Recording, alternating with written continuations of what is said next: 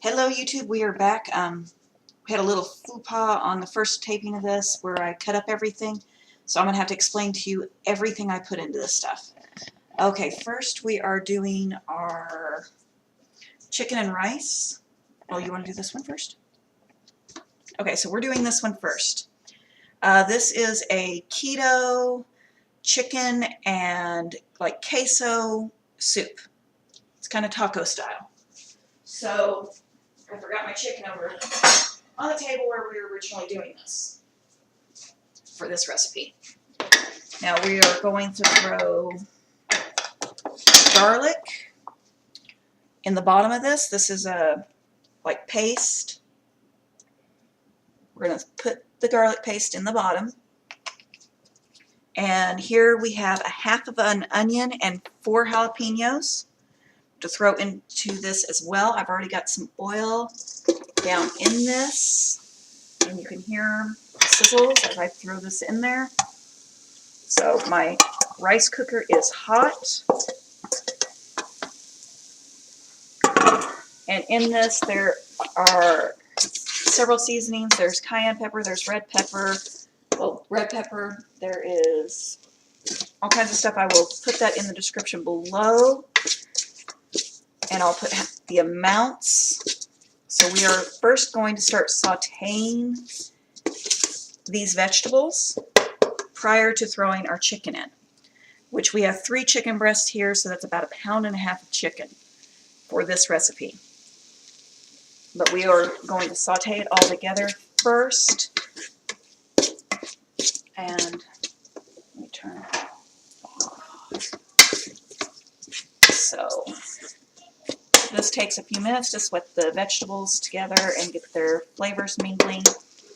In this one, this is a very easy stew that just takes a few minutes. We've got our 4 jalapenos, a half of an onion, taco seasoning, cayenne pepper, red chili flakes, chipotle, salt, pepper, the whole 9 yards are in here. We're also going to be throwing salsa verde into this. We are going to put 2 cans of fire roasted diced tomatoes into this as well. Evaporated milk. 16 ounces of cream cheese. And a cup of whipping cream. All this will steep together and become kind of cheesy. Then you're going to top this with avocado, cilantro, maybe a squeeze of lemon or lime, and it'll be really tasty. My rice cooker gets nice and hot. So normally I am making rice in this, but today I am sauteing in it. So we're waiting for our onions to get kind of clear and sweat it through, and then we are going to throw our chicken in. Now, if you want more spice or more seasonings in yours after you've tasted it, go ahead and add it. But this is just a base recipe. There we go. And almost ready to throw chicken in. Okay, we're going to start throwing our chicken in. I've cubed all this chicken to where it will cook evenly, and it will break down as you cook it. This one will take about 3 to 4 hours. There we go. Transferring it over, and you're going to want to stir. Get all the flavors together. That way it'll start cooking. This will be kind of like a spicy soup, so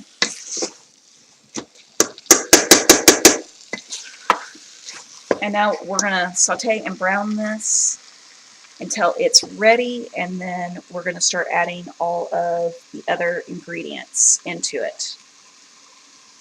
So I'm going to start my other pot because I want these to get done about the same time. So we are going to move over to the pot that's on the stove. In here we have about a pound of carrots, we've got a half of an onion, and we've got quite a few stalks of celery. Now this is for a chicken and rice soup. I've got oil that is hot in the bottom of the pan. That way you can sear your vegetables and get them to sweat and get all the delicious flavor out. I have another spoon. You can hear this one going. Now because I put salt and pepper and paprika on this prior to the cooking process, you saw that liquid that came out. That's just juices from the vegetables. Now we're going to do the same process here as we did over there, but it's actually going to take more time because of the celery and carrots. And we are also going to throw garlic in. This one is a minced garlic. If you're a parent and you're trying to save time, this is how you're going to do it. That's probably about 3 cloves of garlic. Mix it all together, that way it can sweat together. Mix this one and stir that up.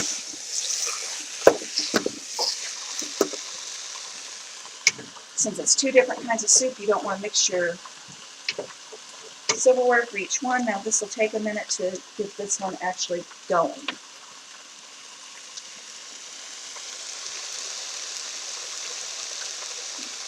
Doesn't that sound nice and hot?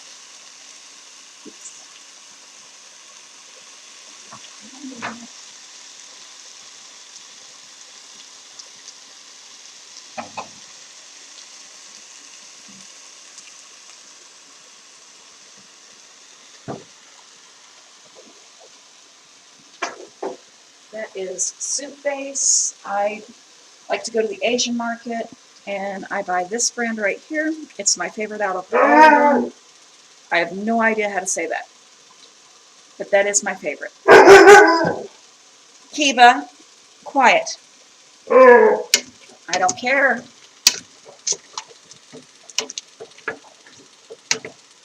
And this is what it's like to cook with 2 dogs and a cat.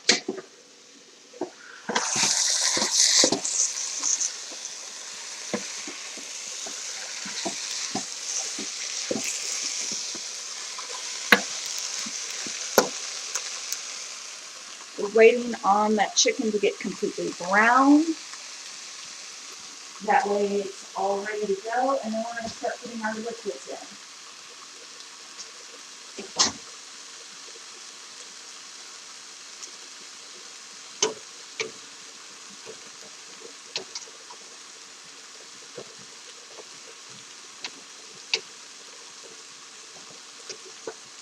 So this recipe over here is not keto friendly, but the other recipe, if you're on keto, that one's for you.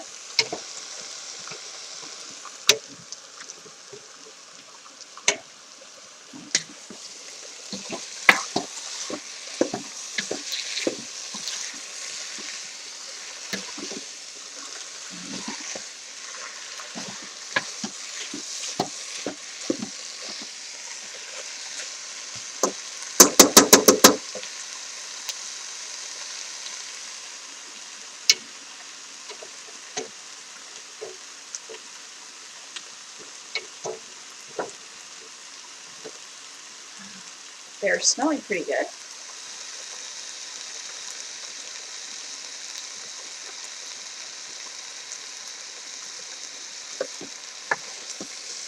This one I think is ready for our can of verde sauce.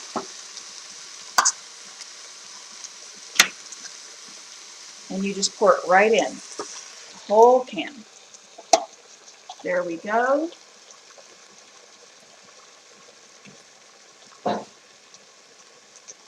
And then we are going to stir this up and get the verde sauce all the way through. It's just an extra flavor level.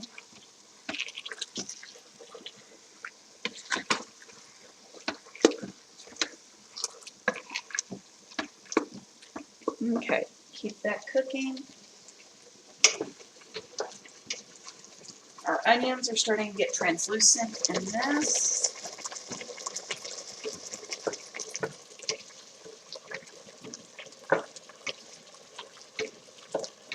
Okay. Now we are going to put our 3 chicken breasts in this one, and we're going to saute it together, just like the other one. These are good for those cold days, and it's a lot cheaper than going and getting soups and stuff at the store. You get a lot more for your money and you get better quality.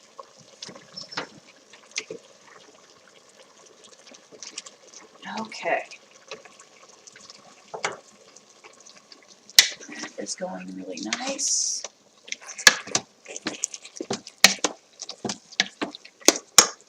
Now we are going to sneak in a drawer and grab our can opener. We are going to open our fire roasted tomatoes.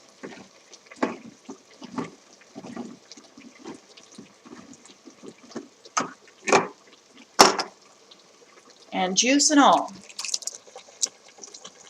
A lot of your juice for this soup will come from your evaporated milk, your heavy whipping cream, which you don't put in until the very end. It just adds an extra layer of creaminess. And your cream cheese. So this is where a lot of your juice comes from for this one.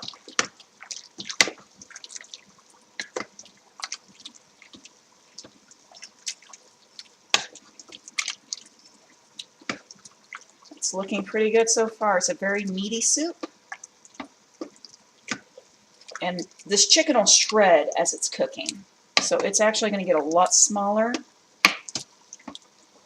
because you are cooking it in a crock pot.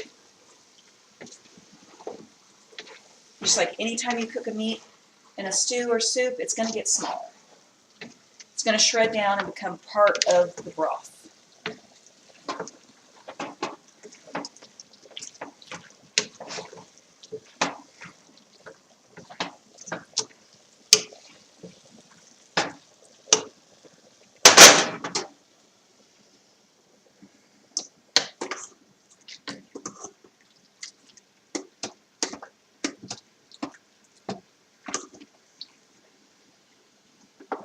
Get a church key.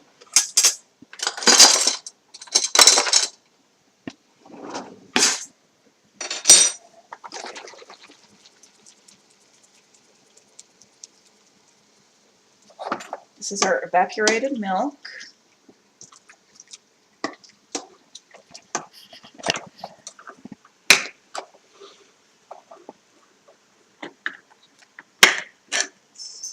Use your church key, you open it up, it pours right in.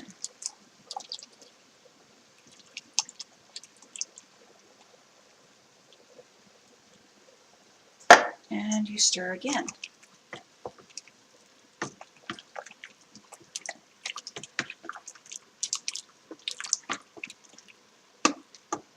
And this is when you get out your cream cheese.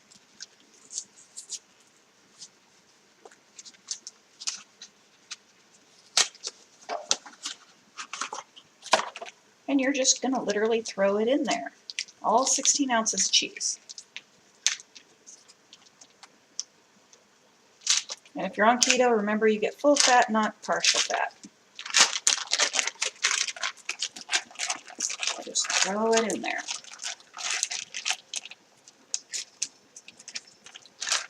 Isn't that great looking? This will cook down and cook into it.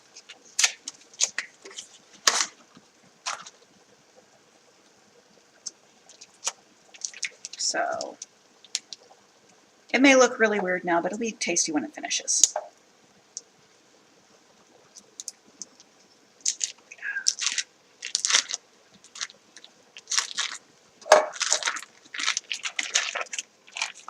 And our last few ounces of cream cheese. That's 16 ounces of cream cheese in this.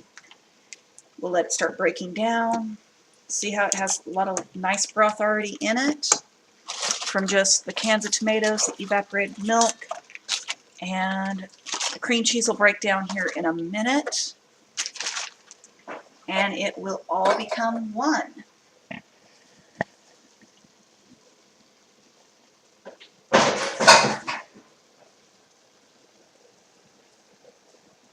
Now, over here. So that will take a few minutes to break down the cream cheese. So now we're over here. We've got our onions and our celery and everything cooking and browned. We're going to throw in our soup base. And we're going to need more soup base in there. Remember, when you're using any kind of soup base or anything like that, that does add salt. While you're careful. So we're going to add some more water in there because all the soup base that needs to be in there is in there.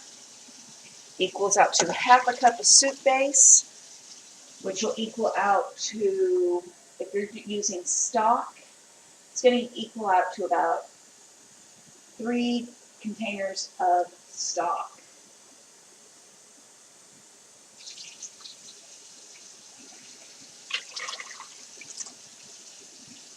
That will be all your liquid. And your rice doesn't go in for a few more minutes. And then we will have, then we add in our bay leaves. Bay leaves are just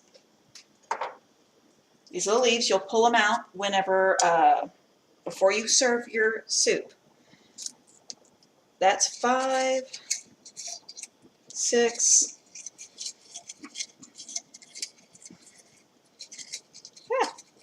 I'm having to fight with them. They're not wanting to come out of the jar. 7, 8 bay leaves. And you just literally throw them in, stir up your soup, and now you're going to let that get to a simmering boil before, well, simmer before you even add your rice. And this will be your soup. And this has gotten really nice and bubbly, hasn't it? See how that cream cheese is just breaking off now? Breaking into it? That's going to make a good soup. And this will take a few hours, so this one won't be ready for a while. Now, as I said, you add the heavy whipping cream at the end just to add like a creamier texture. And then you can top it with cheese or whatever you're wanting. But we're going to let the cream cheese finish melting in this, and then we're going to close the top and let it do its magic.